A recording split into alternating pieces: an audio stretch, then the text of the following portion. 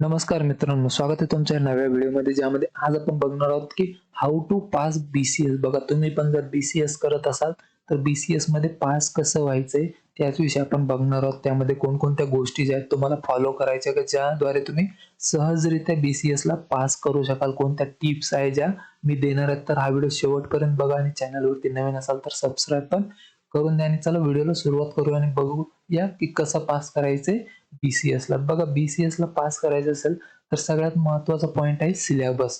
बघा, BCS चा तुम्हाला काय करायचंय, सगळ्यात आधी सिलेबस कॉपी जी आहे तुमची, तुम्ही ज्या पण सेमिस्टरला असेल, फर्स्ट सेमिस्टर, सेकंड सेमिस्टर, त्या सेमिस्टरचं तुम्हाला सिलेबस कॉपी काढायची आहे.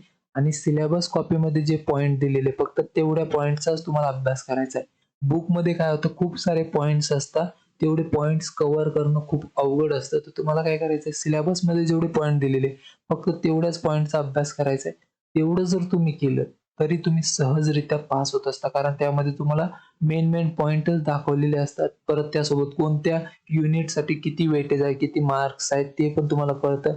जर समजा तुम्हाला 5 युनिट आहे तर 5 युनिटपैकी सगळ्यात जास्त मार्क कुणाला आहे, तुम्ही फक्त त्याचा जरी अभ्यास केला चांगल्या पद्धतीने तरी तुम्ही सहजरित्या पास होऊन जाल.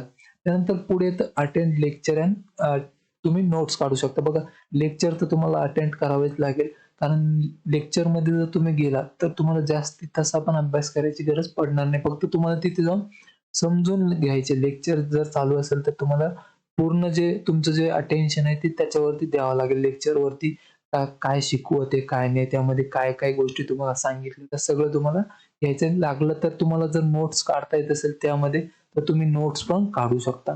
त्यानंतर बघा, तुमचं स्टडी शेड्यूल तुम्हाला तयार करायचं. बघा, टाईम टेबल नुसार तुम्हाला करायचंय, पण जे टाईम टेबल सांगता, बघा टाईम टेबल सगळेजण सांगता की या दिवशी तुम्ही हा विषय एवढ्या वेळात करा, हा विषय एवढ्या वेळात करा, असं सांगता. पण माझ्या मते तुम्ही टाईम टेबल तसा न बनवता तुम्ही फक्त असा टाईम टेबल बनवा की या तारखेला मला फक्त या सब्जेक्टचा अभ्यास करायचा आहे, 2 तारखेला मला या दुसऱ्या सब्जेक्टचा अभ्यास करायचा आहे. मग त्या दिवसामध्ये तुम्ही तो कितीही वेळा करू शकता. कोणताही टाईम तुम्हाला जो आवडेल त्या वेळात तुम्ही करू शकता. सब्जेक्ट वाईज तुम्हाला टाईम टेबल करायचं आहे.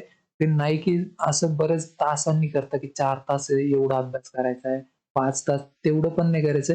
जास्तीत जास्त 3 तास अभ्यास जरी केला तुम्ही दिवसातून, तरी पण तुम्ही सहजरित्या पास होऊन जाता. त्यानंतर पुढचा येतो पॉइंट प्रॅक्टिस रेग्युलरली. बघा, तुम्हाला रेग्युलर जी आहे प्रॅक्टिस करायची. त्यामध्ये तुम्ही प्रिव्हियस इयरचे क्वेश्चन पेपर सॉल्व्ह करा. बघा, 15 ते 20% जे क्वेश्चन असतात तर ते रिपीटेड होत असतात मागच्या वर्षीचे. तर जर तुम्ही प्रिव्हियस इयरचे क्वेश्चन पेपर सॉल्व्ह केले तर तुम्हाला ऑलरेडी पासिंग पुरतं जे आहेत क्वेश्चनचे आन्सर माहिती असेल तर तिथे तुम्ही सहजरित्या जे आहेत पास होऊन जाल.